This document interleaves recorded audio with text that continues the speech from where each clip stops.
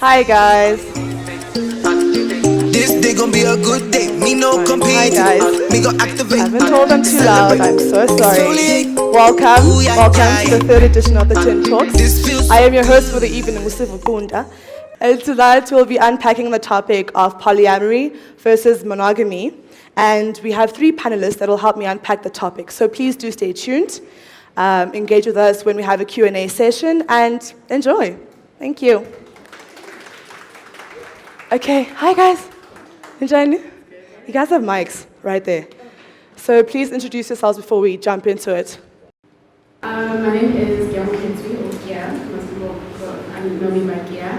I'm not sure what else I should say about myself. I'm polyamorous, pansexual, and yeah, very happy to be here. And thank you for inviting me to come share my thoughts. You're welcome, love. Thank you for coming through. Everyone, no, this is my Tunga. I am an entrepreneur, a musician, and a writer. And thank you for having me. I'm polyamorous by nature, and I think I just came to share my small and thoughts on. Can't wait to hear them. Okay, last. Hi, I'm Lindy Olotama. Lindy is fine. My mom calls me Lindy, she's not. I'm a writer, editor, and academic in hiatus. I identify as polyamorous. I also identify as queer, genderqueer, and a relationship amicus. So, yeah. Okay, lovely to have you guys. Thank you all for coming. So, first question.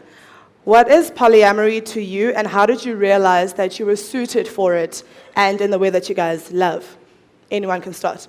Okay, so I guess I'll start with me realizing or coming into the space of polyamory. I mean, there was always from a young age, like witnessing the monogamous relationship and marriage of my parents. There was a lot of like trauma and hurt, within it, and also identity and a bunch of stuff that I just didn't want to do.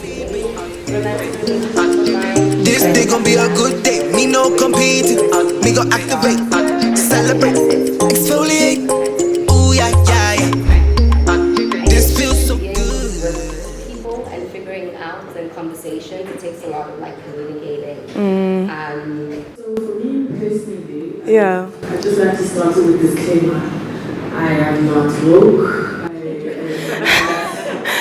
know the isms, the schisms, the buzzwords. Yes. I'm not that girl.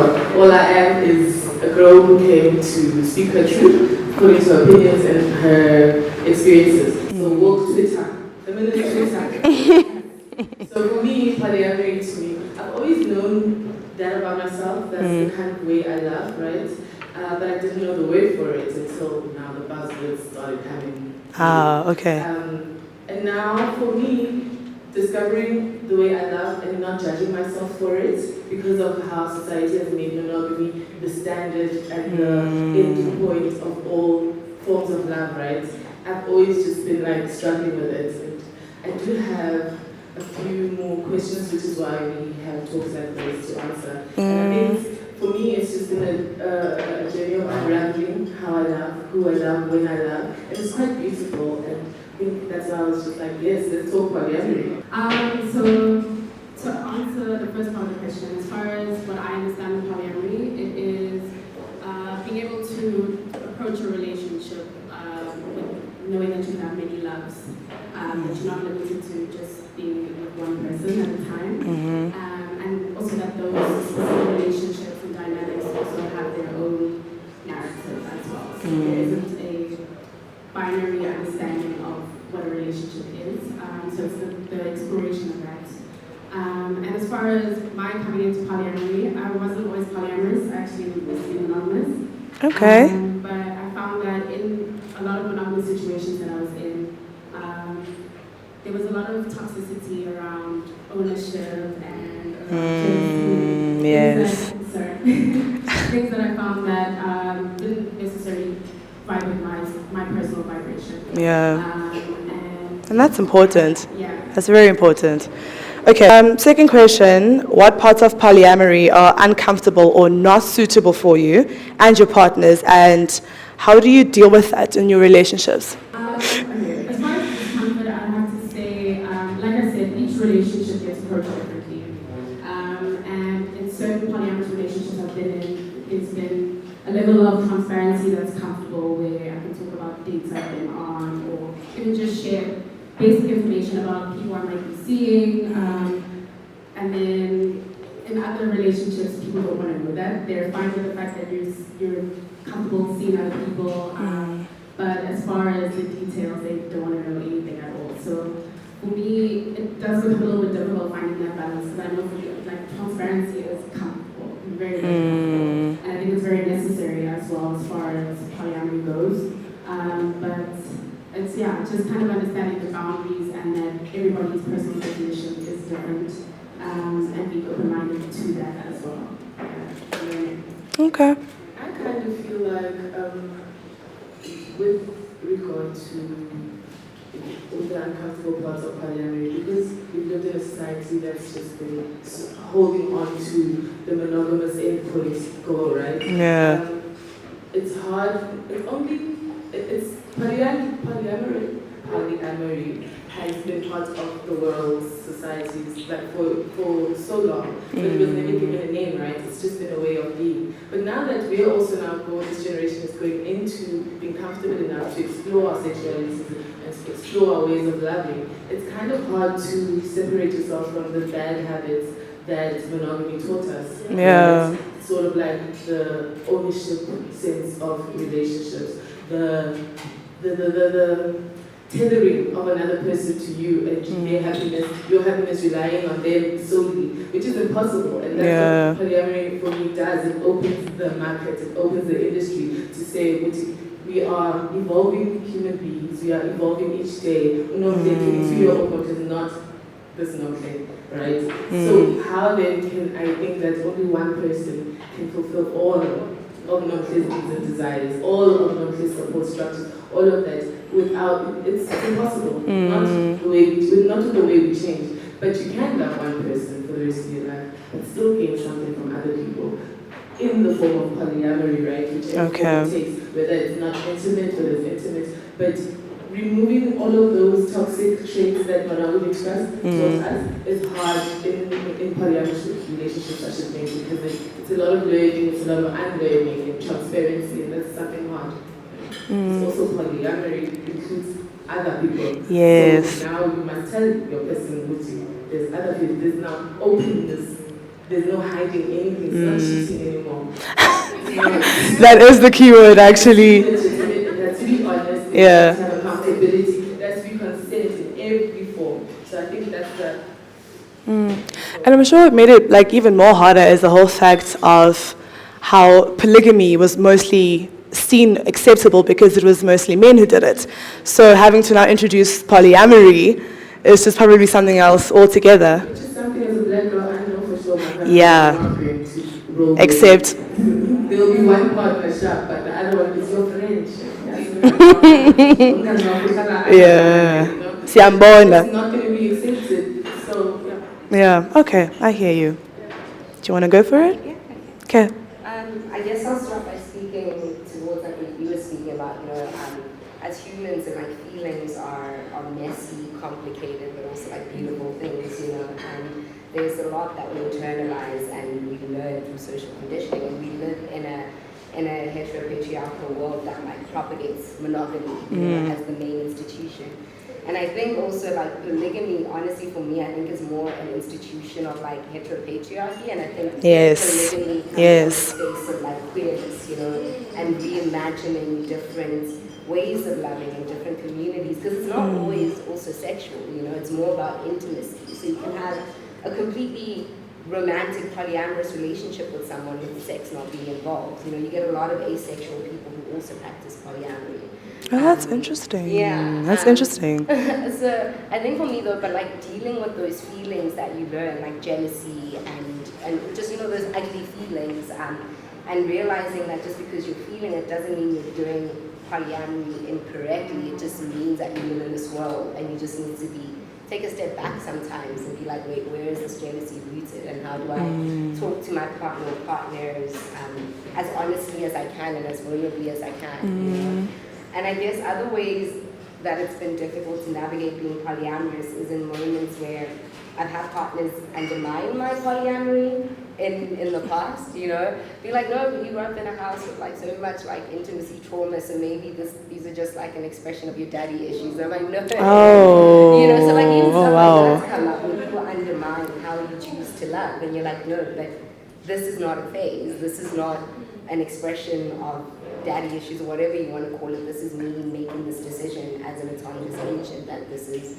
how I choose to show my love. You know? Yeah. It must be so damn challenging, especially when you're so transparent entering the relationship. Okay.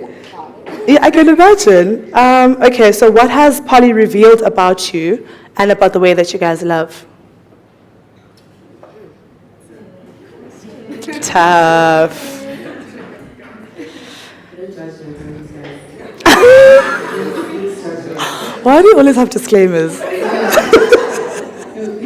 in the interest of being an honest conversation, Yeah. I'm be honest too. And what polyamory has taught me about myself, like I said, I've always known I was polyamorous and I didn't even have a name for it, but I knew. So those are like a lot of internal politics that I have to resolve within myself, Yeah. because that just means that I was a cheating fuck, right? With lots of them. Yes, There's yes. a song by Erykah Badu, and she's says it's next lifetime. She says, I know I'm a lot of woman, but not enough to divide the pie. Enough. That's you. That's you. Okay. More than enough. So, oh yes, so what it's taught me about myself is to judge myself less, but also conduct all my interactions in terms of love and relationships or any kind of interaction with another person transparently and honestly, and trust that the person that I'm giving that honesty to is going to reciprocate it to and not And respect it. and not undermine it like you just said, right? So that's taught me that I should be more honest, and that's what I do. The first time anyone comes up to me, I'm like, okay, this is who I am, this is what I want, the end goal is this, so are you in it for it? Are you down for the ride? Because I'm not about to deal with someone who says, yes, nah, babe. Later on. It's like, so. Yeah. And also, I think one thing I've learned is being able to appreciate my own agency.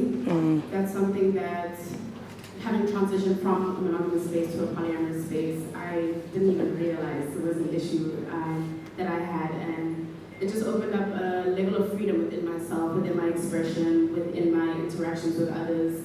I just found myself to be a lot more honest, and versus when I was in a monogamous space, I was very comfortable with being someone's shadow sometimes, or just not really giving or asserting my own power or appreciating it or celebrating it. It was kind of giving into this we identity rather than appreciating my own individuality in that space. Okay. And people have a preconceived notion that there is no cheating in poly, as we have spoken about. So what do you guys perceive as cheating in your relationships, and how do you counteract that? No, there definitely is the capacity to cheat in polyamorous relationships, and I think what we define as cheating, you have to negotiate with your own partner or partners. There's no blanket blueprint for it.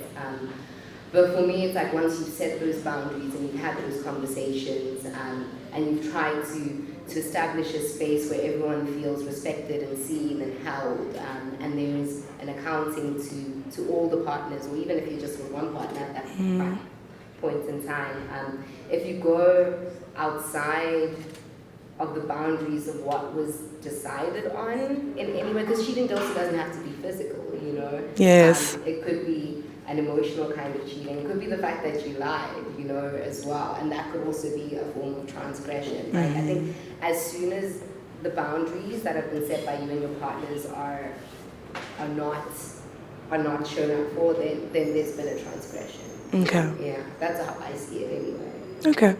And your view? I feel like there is a blanket.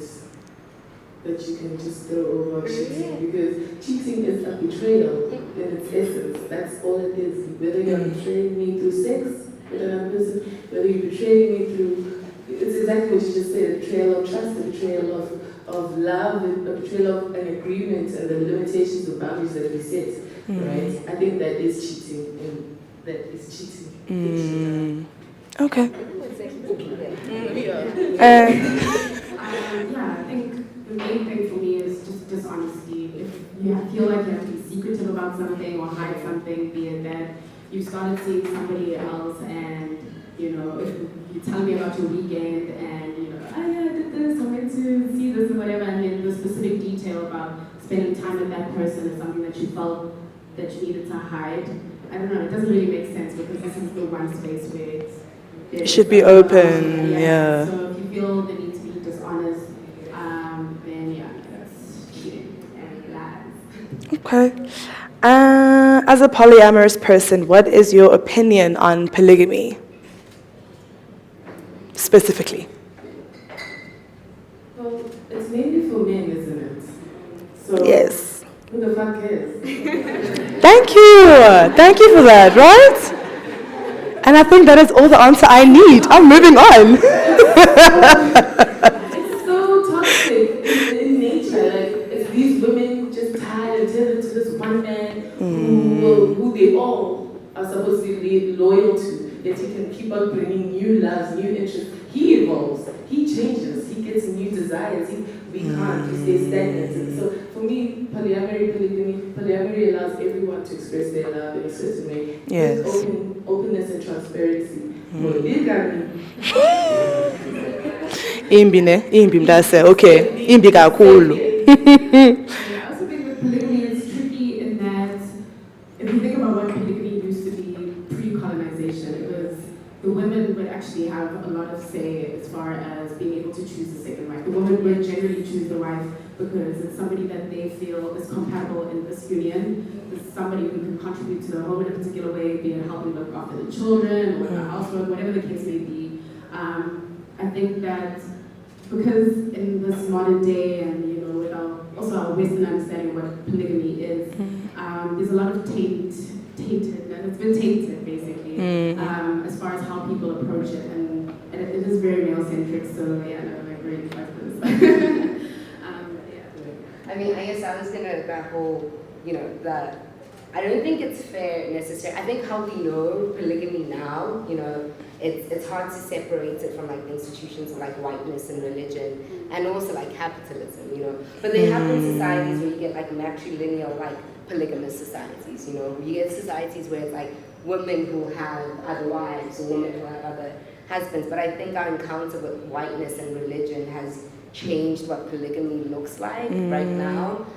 But I also can't speak for a time that's gone. That's to romanticize things that like, you know, aren't here anymore. But I mean, I'm not one for the institution of marriage anyway. I think it's a dodgy institution a little bit. But if you choose to, then, you know, live your best life. You know, what works for me doesn't mean what doesn't work for me might work for someone else. Yeah. But if it is it's tricky. It's just. It's tricky. I think it depends from what lens you're also engaging with. Okay. And in what society, you know, because that's what I say. Okay. Okay, cool. And then, as a polyamorous partner, what are your views on the monogamous and the versatile partner? Having a monogamous partner as a polyamorous person, or No. What is your viewpoint on them as just partners? Like, what do you think? What's your opinion on it? I'll just say it now. I said at the beginning. Yes. I don't know the isms and the schisms. I know how I love. I know what versatile is, monogamous. Yes, I know. But I should guess that it's having partners that are versatile. First, yeah, it's when you. You see, we Yes. teach each other, right? Yes. It's a learning moment. Please teach us ladies. Someone who's monogamous, but they could Mike. function. Oh, someone who is monogamous or identifies as monogamous, but they could adapt like polyamorous situations. So they're versatile. They're not strictly monogamous. You know? So that's what I am. I don't know. I don't know. I mean, I guess I'd say just make sure before, you know, like really, really have those hard chats and check in a lot. Because in that particular situation where I was undermined, it was a partner who was like, oh, maybe, you know, I could. And then into the relationship, it became very tricky. And then they started reverting to very kind of like monogamous ways of being in the relationship. You know, like, well, why are you doing this? And why is this person there? But I never get to see. And I was like, but when we were setting up, let's call it a contract for lack of a better word, you know, the contract of this relation, you told me that you could function in this space.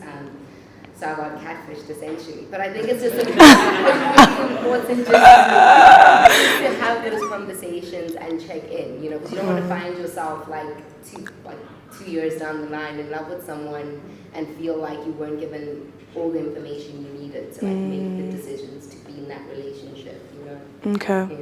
Okay. Well said, actually. Yeses. I think like a critique of like monogamous or versatile partners is that there's a level of closed-mindedness that I've experienced personally, just as far as understanding what could be comfortable for me or how I can experience love, or that, you know, me being flirtatious with somebody and being open in that flirtation has nothing to do with you. That's my experience, and your relationships or your friendships with other people of your experience, you know. But I think when it comes down to it, yeah, there's a close-mindedness that I've observed.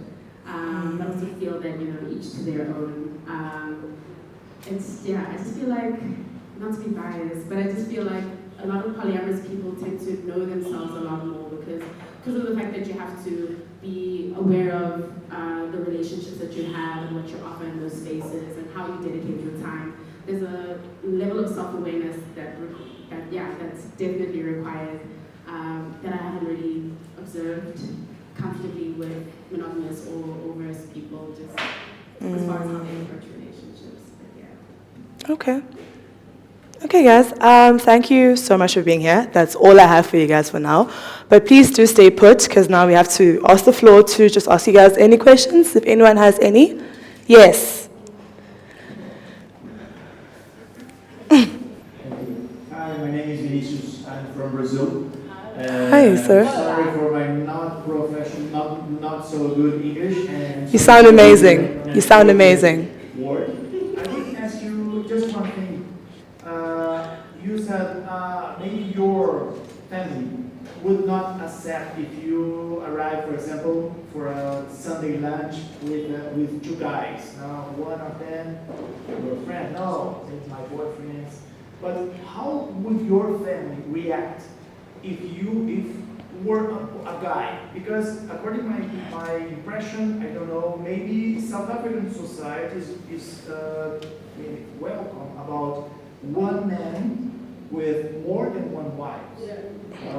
How would be the reaction of your family in this case, for example?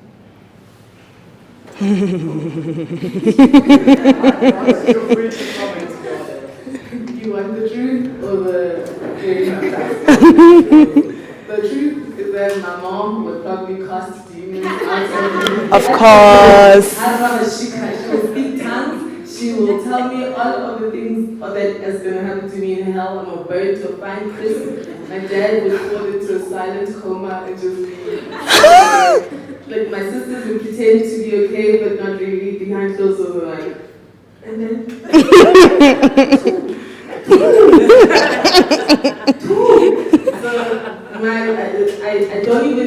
I don't have a desire to put myself in that situation. I know that whoever I end up with, right, it's going to be, family is a big part of any relationship. It's a stage of growing in your relationship, right? But I don't think that I would expose myself or my partners to that kind of toxicity because it's not going to change. I'm not going. My parents are not going to come sit at Tint talks and listen and be educated. And go, yay! Yeah. No, it's not going to happen. They are who they are. My sisters, on the other hand, who are closer to my age, not really, but sort of, who have more of an understanding, they would take a long time to understand, and it would be literally me like sneaking my interactions into the family with my people very slowly through my siblings, but it would still be very hard. But with my parents, no honey. That's just my experience. I'm sure other people could be able to do that because of their family, but not my own. I doubt it. Doubt it. Of my child. Okay, anybody else? Yes. Yay, questions. Hi guys, I just wanted to find out, so do you guys ever introduce your partners to the other? And after how long do you do that? And how comfortable are they with, knowing each other and knowing your interactions, so to speak? Interesting question. I don't want. That's one of my boundaries. Like, I don't, I could meet you, once. Yeah. But, I don't, it's hard, man, when now we're all kicking it together. Like, me personally, that's one of my boundaries. Like, yes, I know this person is important to you, and I want to hear about, how happy they make you and everything you go through together. But I don't need to be there for it. It's also, a lot harder to manage, for me personally, those emotions that I've learned and need to unlearn when we're all in the same physical proximity, and I don't want my emotions now to then impede on your relationship and how you love each other, so tell me everything. Meet them once, but then pictures are fine after that. Okay, cool. Anybody else? Yes, I want to ask, so all three of you actually, what does marriage, the idea of marriage, look like for you in a family relationship? For me personally, I already said that I don't go by the categories and whatever, right? So for me personally, what I've always known I wanted my endpoint to look like, if that's marriage, is both a woman and a man in the relationship with me, whether I'm hoping that it's a gay man. They're just so much better than straight men. So for me, that's what it looks like. A happy family with all of us in it. But also, one of my things is I do want everyone to be intimate with each other. That's my thing. That's how, I don't know if it has a category there by the feminist and woke people's category book. I don't know if it's there, but that's what I want. That's what it looks like for me. Okay. What does it look like for you? Yeah. I don't know about marriage. I mean, I know I want a marriage of community. Not married in community of property. But when I say that, I imagine whatever configuration of love I have is me and my friends and their lovers and our lovers, a communal kind of love. Because I model my polyamory as well on the intimate relationships. You see, this is a problem. You don't want things to be together in community. So those things are things that I still need to understand as well. I mean, I know I definitely want a love that spreads out in many directions, and whether it's me and a partner and then their partner somewhere on the farm as well, but a little further off. Somewhere on the farm. No, but not in terms of they get started. They're together, but there's enough space between the people for you to have your own little pockets of privacy. But there's also this sense of community. Okay. Yeah, I want it to be modeled after a queer community kind of living. There's that whole we laugh together, we live together, and we're doing this thing together. And it doesn't necessarily have to be a marriage. It's quite cute, actually. Yeah. Yeah, I think that, I think marriage actually works very well in a polyamorous space. Sounds a bit strange to say. But in that, it's getting married as a community in a way. However you choose to define that. I know for me personally, I would prefer to have many wives and then a beautiful husband whose main objective is to sperm or genes or whatever it is. Love it. Reduce them just to that, babes. Love it. But I think it's having that sense of community, knowing that everybody could offer something in that space, and that it also doesn't necessarily. The relationships don't necessarily have to intertwine, but it's also just the respect of cool, you've got that dynamic and that's what's up. I can be friends with that person, I might not find it attractive, but I appreciate appreciate that in the space, and for us to have taken it to that level of marriage, it just goes to show that we've taken it like seriously. I don't know, really good to say it, but like yeah, seriously in that way, or taking it to the next level, to that degree, I suppose. Okay. Does anybody else have a question? Going once? One more. Can't see I him. just want to find out how long do your polyamorous relationship normally last? Because there's a chance where if, let's say, you are in a polyamorous relationship and you need your partner to show up with their work or something like that, but they're also in a polyamorous relationship. Where did this come from? Be there for that partner. Obviously, that brings in some tension. And also, how do you navigate the peer pressure that comes with showing up with a different person every week or every month? Because obviously people do look and they say, so how do you navigate that? As far as peer pressure goes, I think that if you don't own your relationship, then there is, if you own your relationship, there can't be peer pressure.